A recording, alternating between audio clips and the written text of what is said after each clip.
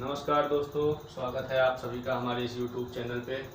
जैसा कि आप सभी लोग जानते हैं कि हमारा क्लास 9th का मैथ सीरीज चल रहा है, जिसमें हम इस समय पहला चैप्टर पढ़ रहे हैं जिसका नाम है नंबर सिस्टम।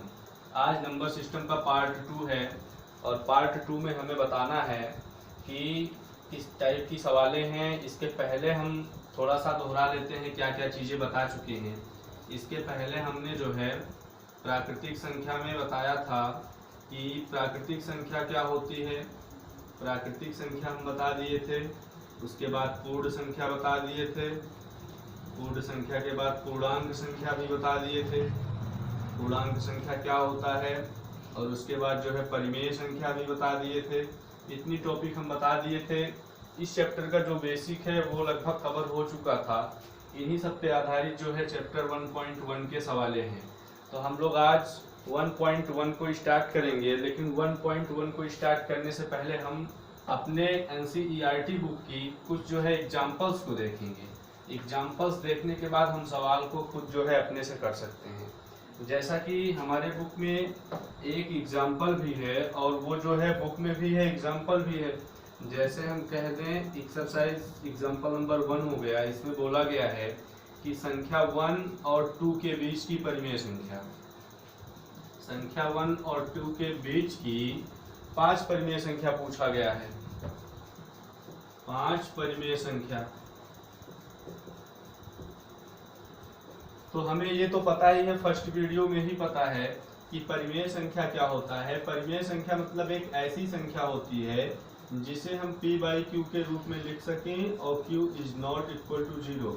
तो हमें 1 और 2 के बीच की 5 रेशनल नंबर्स को बताना है। तो अगर इस टाइप का क्वेश्चन पूछे तो हमें कुछ नहीं करना है, बिल्कुल सिंपल सा मेथड है।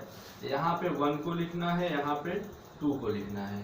कई पूछा है 5 पूछा है तो हमें एक बढ़ा के गुणा करना है। 6 से यहाँ करेंगे और बाई 6 कर देंगे। मतलब गुणा अगर 6 कर रहे हैं तो नीचे भी वही संख्या रहेगा। 5 पूछा है तो 6 करेंगे, यदि 6 पूछा है तो 7 करेंगे, 7 पूछा है तो 8 करेंगे। इस तरीके से हमें करना है। 1 6 जा 6/6 यहाँ पे आ जाएगा और सेम पोजीशन यहाँ भी करना है। 2 6 जा 6/6, 2 6 जा 12/6। इतना प्राप्त करने के बाद हमें इन दोनों के बीच की संख्याएं देखनी है, क्या क्या आता है।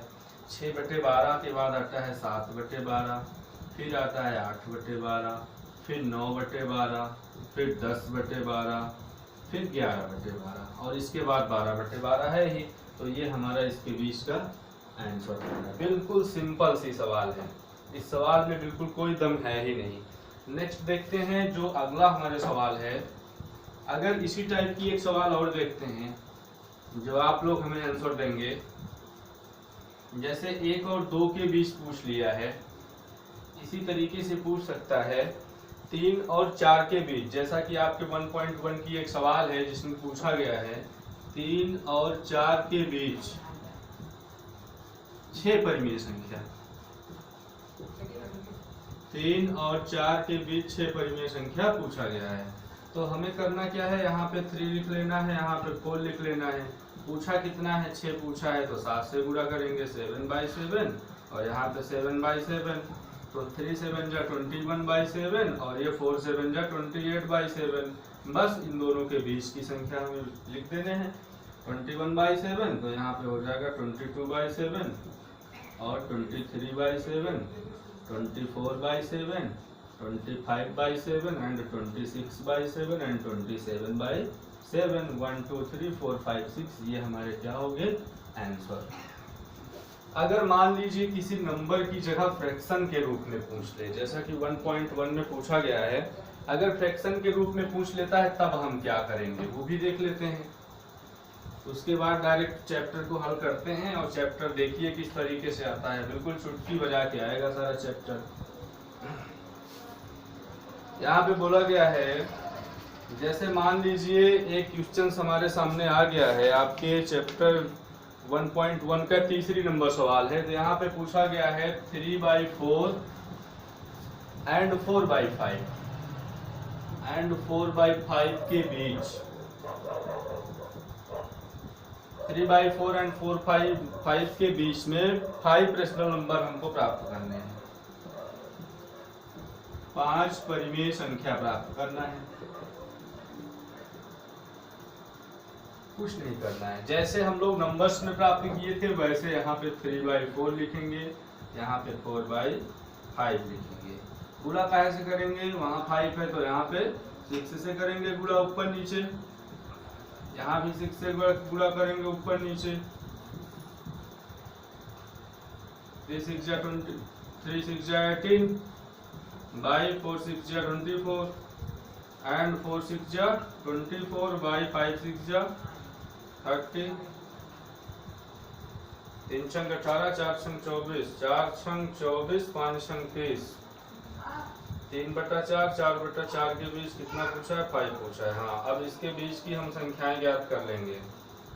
देखते हैं क्वेश्चन फिर से, लगता है क्वेश्चन हम गलत नोट कर लिए हैं। 3/5 4/5 है, 3/5 4/5 है, 3/5 4/5। हाँ, यहाँ पे जो है हम क्वेश्चन को गलत नोट किए हैं, इस वजह से गलत आंसर आ रहा है। तो यहाँ पे हमें क्या करना है, यहाँ पे 5 कर देना है, तो यहाँ पे आंसर आ जाएगा 5 6 जा 30। अब क्या करेंगे, इनके बीच की संख्याएं हम खूब आसानी से ज्ञात कर लेंगे। तो क्या होगा, यहाँ पे 18/13 है, यहाँ पे 19/30 और ये 20/30 और ये 21/30 और ये 22/30 और ये 23/30। नेक्स्ट 24/30 हमारे पास है, तो ये हो गया इसकी 5 परिमेय संख्या। तो आई होप आपके समझ में ढंग का आया होगा ये सारी चीजें। इसमें से अब हम लोग जो है चैप्टर 1.1 के सवाल को देखते हैं। तीसरी नंबर सवाल हो चुकी है और दूसरी नंबर सवाल भी हो चुकी है। अब बारी है सिर्फ एक पहले क्वेश्चंस की, जो फर्स्ट है। तो फर्स्ट को हम लोग देखते हैं। फर्स्ट में ये पूछा गया है,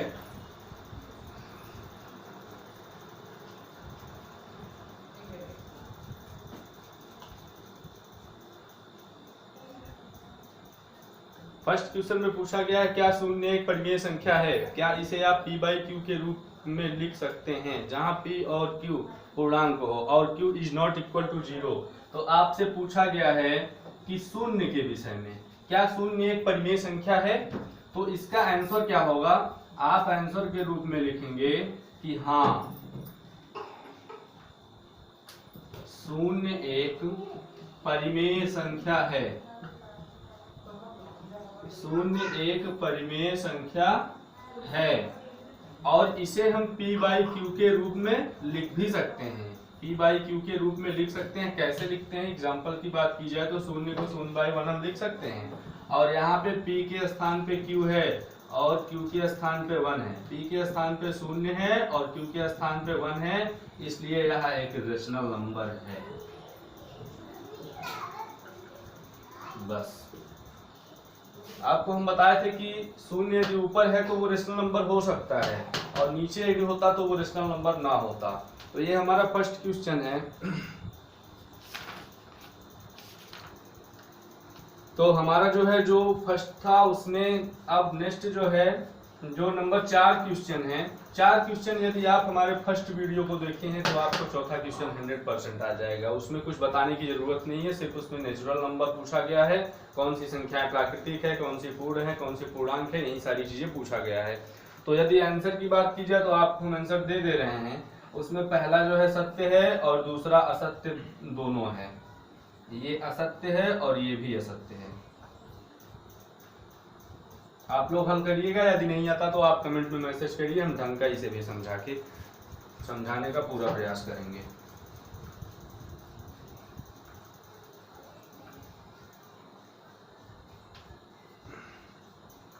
आपको थोड़ा सा एक बेसिक बताते हैं। कितना मिनट हुआ, 20+ हुआ, 549। नेक्स्ट देखते हैं। आपको जो है यहाँ पे एक चीज और अगले चैप्टर में आपसे पूछा जाएगा। 1.1 तो हमारा खत्म हो गया। परिमेय संख्या के बारे में या नंबर सिस्टम के बारे में थोड़ा सा जो है हम बताना चाहेंगे आप लोगों को कि यहाँ पे एक संख्या हमने बताया था परिमेय संख्या। परिमेय संख्या के बाद एक संख्या और आ जाती है जिसे हम लोग कहते हैं अपरिमेय संख्या। अपरिमेय संख्या, तो अपरिमेय संख्या हम बताने से पहले परिमेय भी एक बार दोहरा देते हैं, फिर अपरिमेय बताते हैं।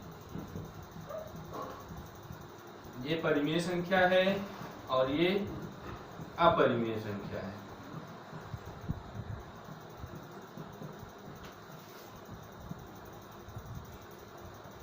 परिमेय संख्या वो होता है जिसे हम P बाई Q के रूप में लिख सकते हैं और Q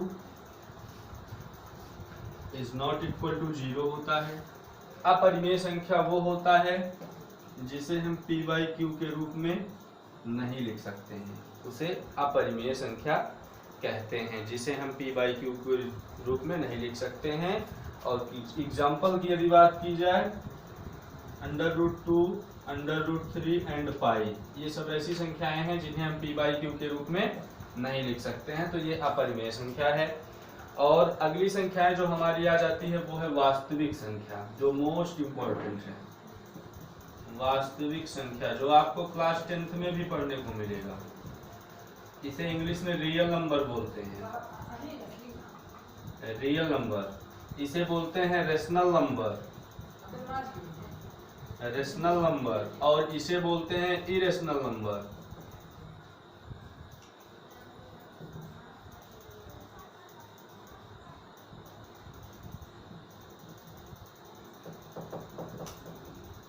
यदि बात की जाए वास्तविक संख्या की, तो जितने भी परिमेय संख्या होते हैं, जितने परिमेय संख्या होते हैं वो सभी वास्तविक संख्या हैं, जितने अपरिमेय संख्या हैं वो भी सभी वास्तविक संख्या हैं।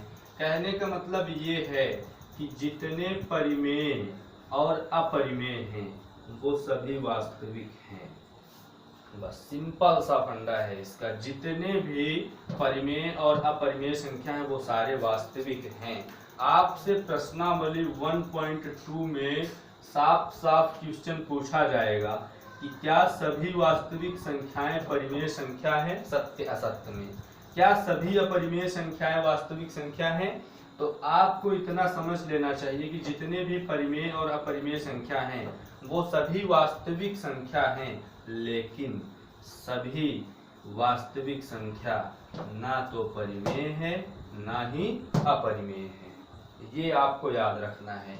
सभी परिमेय वास्तविक संख्या है, सभी अपरिमेय वास्तविक संख्या है, लेकिन सभी वास्तविक संख्या ना तो परिमेय है ना तो अपरिमेय। आई होप आपके समझ में आया होगा ढंग का ये वीडियो। आपसे जो है अगली मुलाकात जो है अगले वीडियो में होगा। उसके पहले आप लोग जो है पटरी आपको बता दे रहे हैं क्या क्या चीजें लेना है आपको, आप लोग लेके जो है प्रैक्टिस कीजिएगा, क्योंकि बिना उसके ये सारी सवालें लगेगी नहीं। अगले दिन हम आपको पाइथागोरस प्रमेय बताएंगे जो आपके लिए बहुत ही यूजफुल है सवालों के लिए। अगले दिन आपको पटरी लेना है, चांदा लेना है और प्रकार लेना है। इतना चीज के साथ आप लोग मिलोगे, क्योंकि वहाँ पे हम लोग √2 को संख्या रेखा पे दिखाएंगे, √3 को दिखाएंगे, √5 को दिखाएंगे, और इन सभी को साथ में दिखाएंगे किस तरीके से दिखाया जाता है, बहुत ही अच्छे तरीके से। यहाँ पे ऑन बोर्ड हम बताएंगे, बिल्कुल धीरे धीरे आप लोग करोगे, सब कुछ ढंग का समझ में आएगा। आज का वीडियो बस यहीं तक। जय हिंद, जय भारत। यदि आपको हमारा चैनल पसंद आया हो, यदि आपको हमारा वीडियो पसंद आया हो, तो सिर्फ आप लाइक करिए, हमारे वीडियो को लाइक करिए, शेयर और कमेंट करिए। जय हिंद, जय भारत।